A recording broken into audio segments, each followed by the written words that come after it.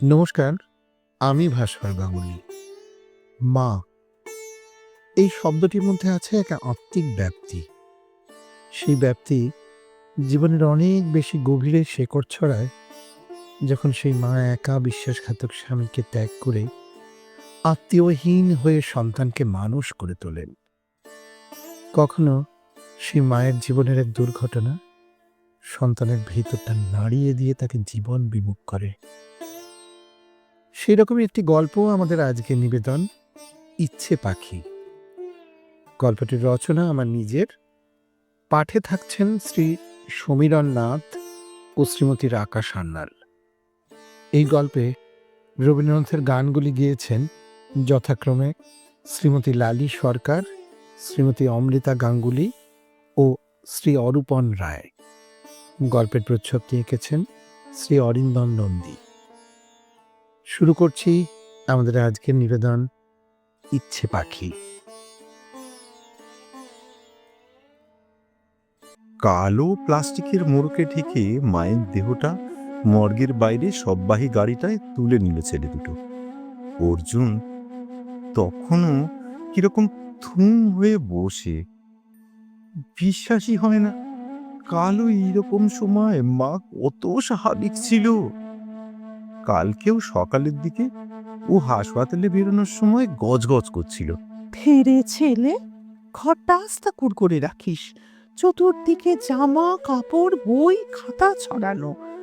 আমি খাটতে খাটতে মরে যাবো এবার।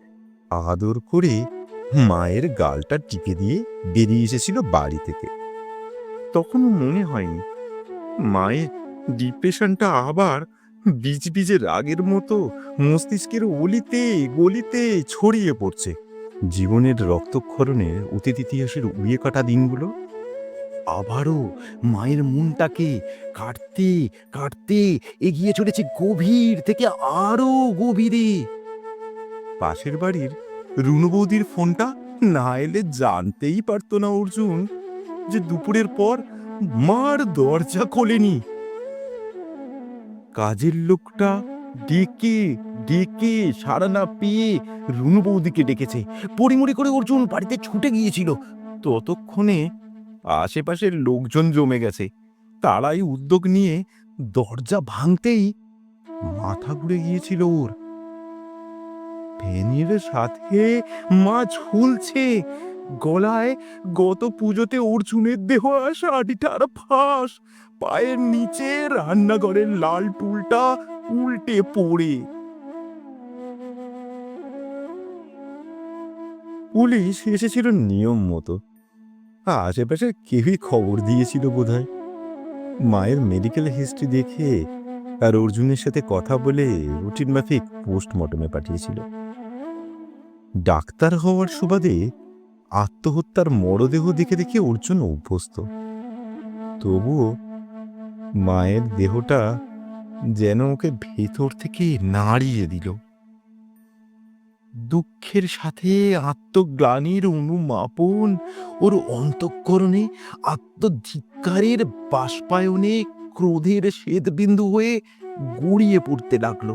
বারবার মনে হতে লাগলো, কেন ও আরেকটু যত্ন নিল না? কেন ধরে নিল মা এখন সুস্থ হয়ে গেছে? কেন খেয়াল রাখলো না মা ঠিকঠাক ওষুধগুলো খাচ্ছে কিনা? নিজে সাইকিয়াট্রিস্ট হয়েও কেন একজনের মনোজগতের ওটা পড়া সাথে থেকেও বুঝতে পারলো না? মায়ের স্বাভাবিক ব্যবহারে কেন তলিয়ে দেখলো না মায়ের মনের গভীর অসুখের খবরটাকে? কত বড় অবিমিশ্রকারিতার কাজ করেছে ও নিজে। এতগুলো কেনর সামনে মনের হাহাকার শরীরটাকে দুমড়ে মুচড়ে দিচ্ছে বারবার। কিন্তু শুকনো চোখে শুধুই আত্মধিক্কারের অগ্নিস্রোত। ঘুমটা ভাঙলো জানলা দিয়ে আসা কড়া রোদে। ধর্মর করে উঠে বসে অর্জুন। গঙ্গায় মায়ের অস্থি ভাসিয়ে মাথায় একটু জল ছিটিয়েই চলে এসেছিল। বাড়ি ফিরে সেই যে দৌড় দিয়েছে, কারো ডাকেই খোলেনি। শ্মশানের জামা কাপড়েই শুয়ে পড়েছিল।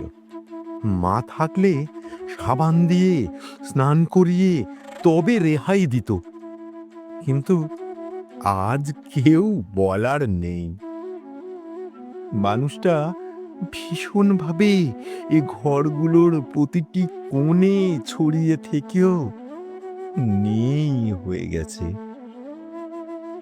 বুকের ভেতর কষ্টের একটা দলা গলা দিয়ে বেরিয়ে আসতে চেয়েও পারছে না। প্যান্টের পকেটে একটা কি খচখচ করছে, টেনে বার করে আনে অর্জুন। একটা কাগজের মোড়কে মায়ের শাঁখা, পলা, নোয়া আর দুটো সোনার চুড়ি। মর্গের ডোমটা নাকি থানার লোকটা কেউ একটা কাল অর্জুনকে দিয়েছিল। সত্যিই তো, মা কেন শাঁখা, পলা, সিঁদুর এসব পড়তো?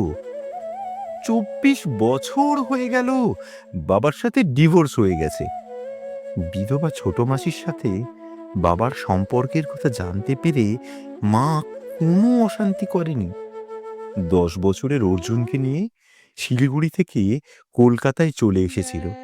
তারপর তো ডিভোর্স হয়ে গেল। মা এখানে একটা চাকরিও পেল। কোনো দিন আর বাবার কথা মুখেও আনেনি। মামার বাড়ির সাথেও কোনো যোগাযোগ রাখেনি। আত্মীয় বলতে মাধবী মাসি, মায়ের ইউনিভার্সিটির বন্ধু, রুনু বৌদির শাশুড়ি। ওরা কলকাতায় এসে মাধবী মাসির বাড়িতেই উঠেছিল প্রথমে। তারপর মা একটা আইটি কোম্পানিতে কন্টেন্ট রাইটারের চাকরি পেতে ওদের পাশের বাড়িতে ভাড়া উঠে এসেছিল। কিন্তু মা ডিভোর্সি হয়েও শাঁখা সিঁদুরের মোহটা ছাড়তে পারল না কোনো দিন।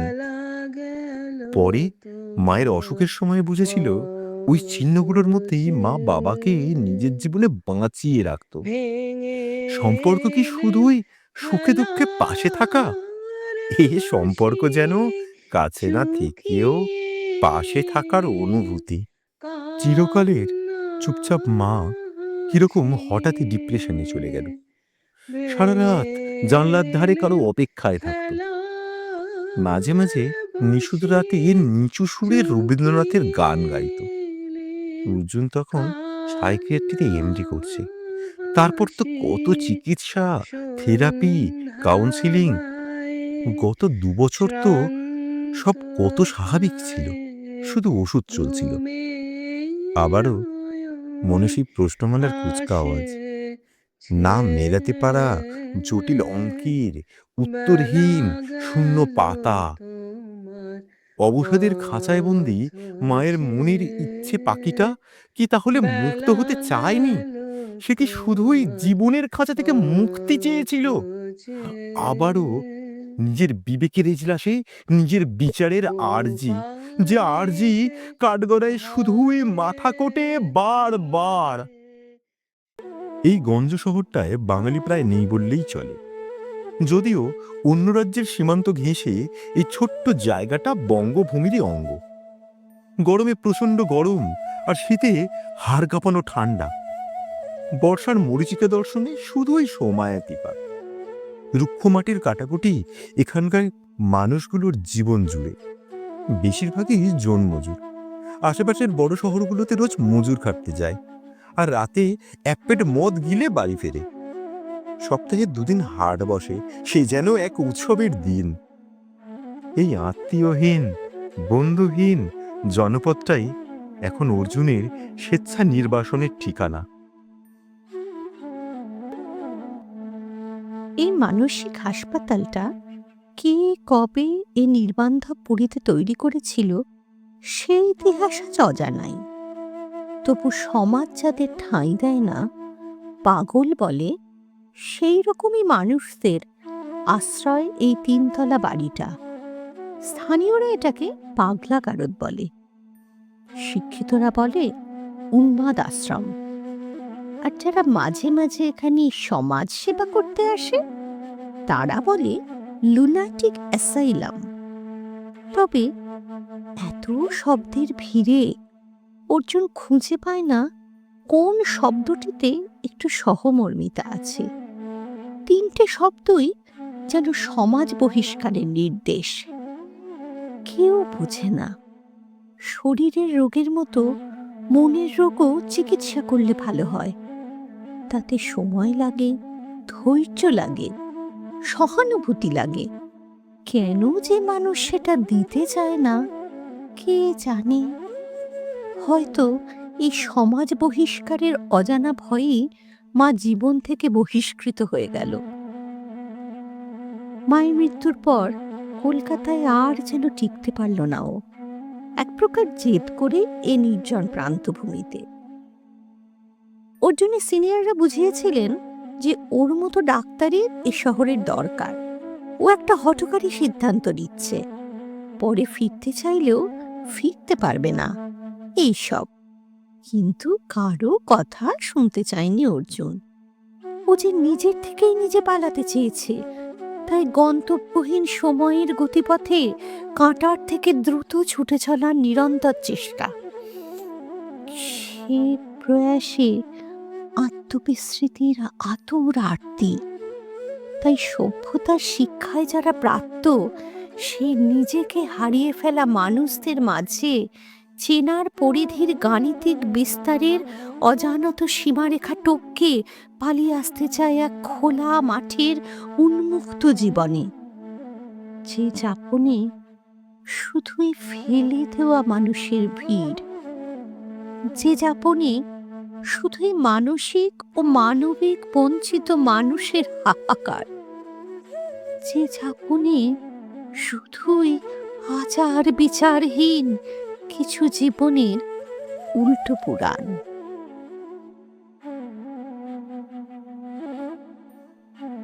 কদিন হলো কমলকলিকে ওর বাবা এখানে রেখে গেছেন। 26-27 ফুটফুটে সুন্দর একটি মেয়ে। সব সময় ও শোনে ওর কানের সামনে কেউ কথা বলছে, ওকে তারা কিছু বলতে চাইছে। স্বভাবতই স্বাভাবিক জীবনে এই অস্বাভাবিকতার ব্যাখ্যা হলো ভূতে পাওয়া। একটু এত ডাক্তার বুদ্ধি ঝাড়ফুঁকেও যখন উন্নতি হলো না, তখন কমলকলির ঠিকানা হলো এই মানসিক হাসপাতাল। সিরজোফ্রেনিয়ার শুরুর সিমটম, বাড়িতে রেখেই চিকিৎসা সম্ভব। এসব ক্ষেত্রে অর্জুন আউটডোরেই দেখে অ্যান্টিসাইকোটিক দিয়ে দেয়, কিন্তু ওর বাবা ওকে বাড়িতে রাখতে নারাজ। যুক্তি দিলেন, সামনে ছেলের বিয়ে, ঘরে পাগল মেয়ে রেখে ছেলের বিয়েটা ভণ্ডুল হোক আর কি। সাথে এক আমলার সুপারিশ। অর্জুন একবার বলেও ছিল, এখানে সিকিউরিটির সেরকম ব্যবস্থা নেই, ওই বয়সী একটা মেয়ে। কিন্তু নাছোড় বাবা আক্ষেপ করে ভবিষ্যৎকে মেয়েটির কপালের দায়িত্বে ছেড়ে দিয়ে তার মুখের ওপর দামি গাড়ির কালো ধোঁয়া উড়িয়ে নিজের দায় মুক্তির আনন্দ উপভোগে ছেলের বিয়ে নিষ্পাপ আয়োজনে চলে গেলেন। অবশ্য অর্জুনকে আশ্বস্ত করে গেলেন যে খরচের কোনো ত্রুটি হবে না। অতঃপর ফিমেল ওয়ার্ডের আরও কিছু আপন ভোলা মানুষদের সাথে ঠাঁই হলো কমলকলির। কেন জানি না, অর্জুন কমলকলির সাথে ওর মায়ের খুব মিল পায়। কমলকলিও মায়ের মতো চুপচাপ। অবশ্য এটাই অসুখের একটা প্রধান সিমটম। গুনগুন করে বেশ মিষ্টি গলায় গান গায়, কেউ সামনে গেলে চুপচাপ। মাঝে মাঝে বই পড়ার চেষ্টা করে, তবে বেশিক্ষণ মন বসাতে পারে না।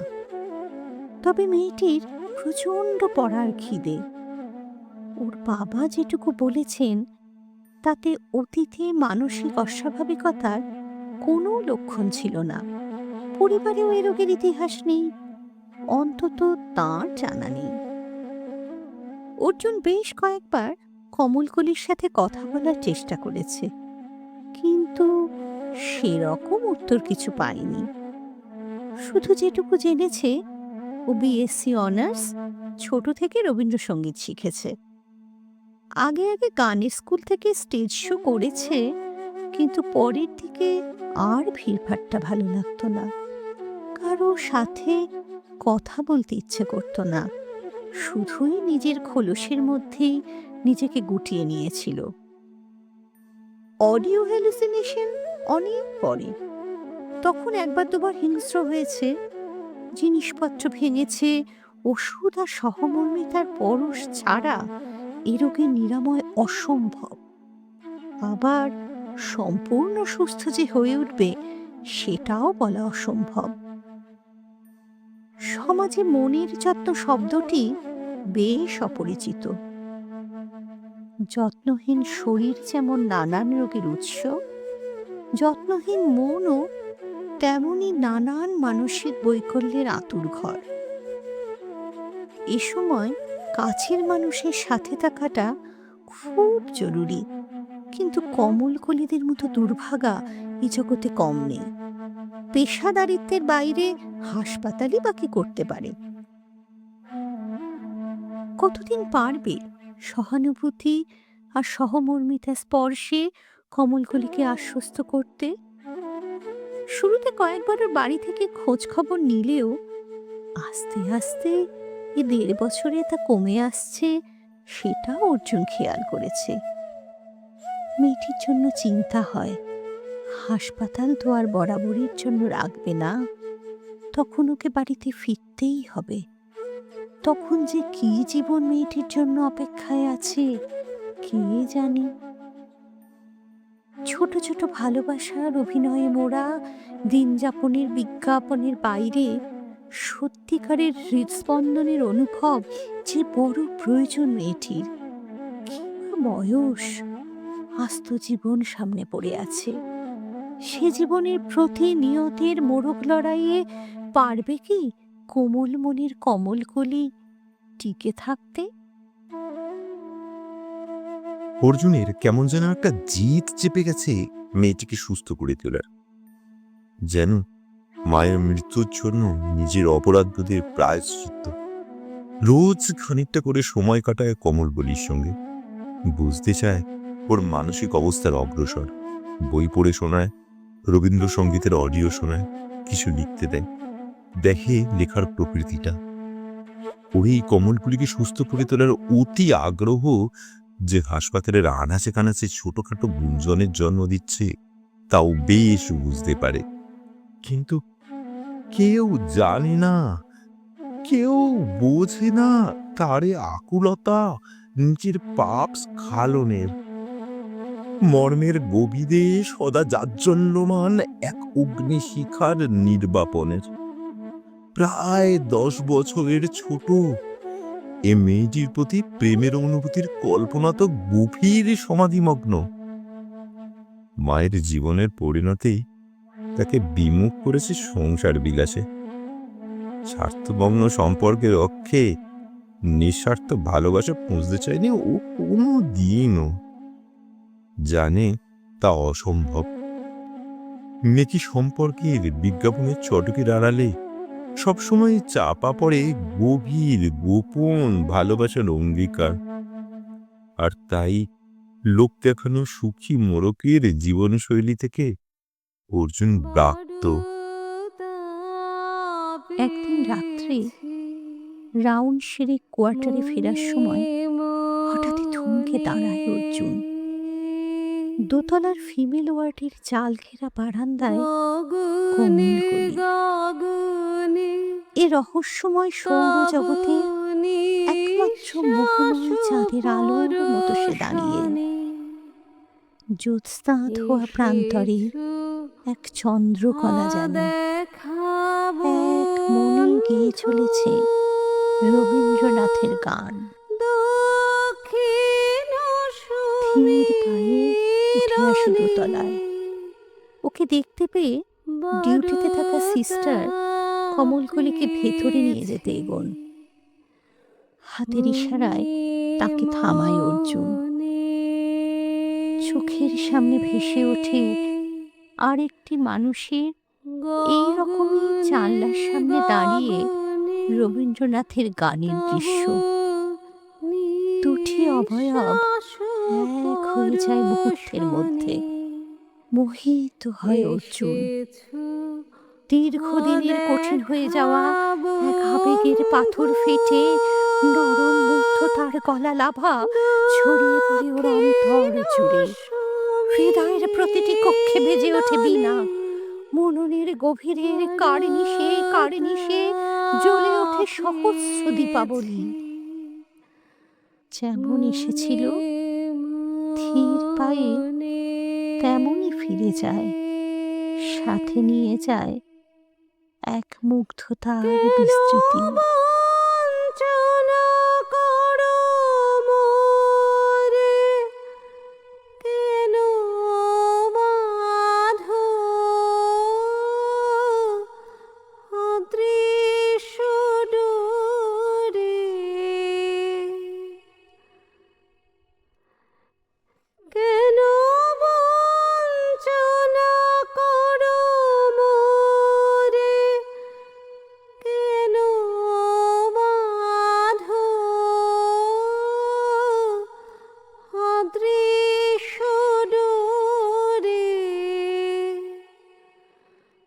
দেখা দাও, দেখা দাও, দেখা দাও,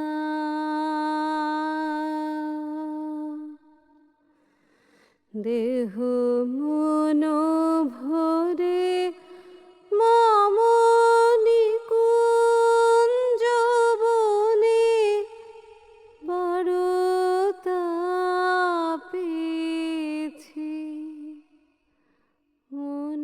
কেটে গেছে বেশ কটা মাস। কমলকলি এখন অনেকটাই সুস্থ।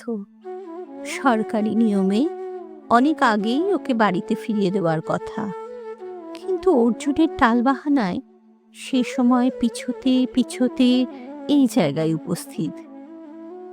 কমলকলি চলে যাবে ভাবলেই ওর মনে স্বজন হারানোর একটা কুনকুনে ব্যথা বারবার জেগে ওঠে। তবে এবার আর অপেক্ষা সম্ভব নয়। অফিসে জানায় ওর বাড়িতে যোগাযোগ করতে, যাতে তারা এসে ওকে নিয়ে যান। দিন যায়, মাস যায়, কমলপুরীর পরিবারের তরফে অন্তহীন নীরবতা। ফোন, চিঠি, টেলিগ্রাম, কোনো কিছুরই কোনো উত্তর নেই। এসব ক্ষেত্রে পেশেন্টকে কোনো হোমে পাঠানোরই রেওয়াজ। তবু অর্জুন একবার শেষ চেষ্টা করতে চায়। কমলকুলিকে বলে, তোমায় ভাবছি আমি নিজে গিয়ে তোমার বাড়িতে রেখে আসব, যাবে তো আমার সঙ্গে? পদ্মের পাপড়ির মতো চোখ দুটো তুলে সে উত্তর দেয়, বাড়িতে আমায় নেবে না ডাক্তারবাবু? না হলে এতদিনে একবারও কি তারা আসতো না? অর্জুন বলে, আর তো এখানে থাকা যাবে না, এবার যে যেতে হবে। বাড়িতে না হলে কোনো ভালো হোমে ব্যবস্থা করতে হবে। টলটলে জল ভরা চোখ উত্তর দেয়, আপনিও তাহলে আমায় পাগলই ভাবছেন? কেন তাহলে সুস্থ করলেন এতদিন চেষ্টা করে? অর্জুন বাক্যহারা। কি বলতে চায়ও? এমন কি কিছু যার অপেক্ষায় আছে অর্জুন এতদিন? থাকবে আমার কাছে বরাবরের মতো, খুব যত্ন করব তোমায়। উত্তরে কমলকলি চোখ দুটো বন্ধ করে, গড়িয়ে পড়ে দুফোঁটা জল তার গাল বেয়ে। এ শুষ্ক ঊষর প্রান্তরে সে অশ্রুধারা নববর্ষার প্রবল ধারাপাতে এক ইচ্ছে পাখির পিঞ্জর মুক্তির বার্তা আনে। চোখে ক্ষণ কালের আভাসতে চিরকালের তরে এসো আমার ঘরে, এসো এসো আমার ঘরে, এসো আমার ঘরে। দুঃখ সুখের দোলে এসো, প্রাণের হিল্লোলে এসো, দুঃখ সুখের দোলে এসো, প্রাণের হিলোলে এসো, ছিলে আশার অরূপ বাণী, ফাগুন বাতাসে মনের আকুল নিঃশ্বাসে, এবার ফুলের প্রফুল্ল রূপ এসো, এসো বুকের পরে এসো আমার ঘরে, এসো এসো আমার ঘরে, এসো আমার ঘরে, বাহির হয়ে এসো, বাহির হয়ে আমাদের সকলের তরফ থেকে এসো আপনাদের তুমি, অনেক ধন্যবাদ। যে আছো গল্পটি কেমন লাগলো তা অন্তরে, কমেন্টে জানার অপেক্ষায় রইলাম। এসো খুব ভালো থাকবেন। আমার আবার দেখা হবে ঘরে, আগামী সপ্তাহে আরেকটি এসো, নতুন গল্প নিয়ে। এসো আমার ঘরে এসো।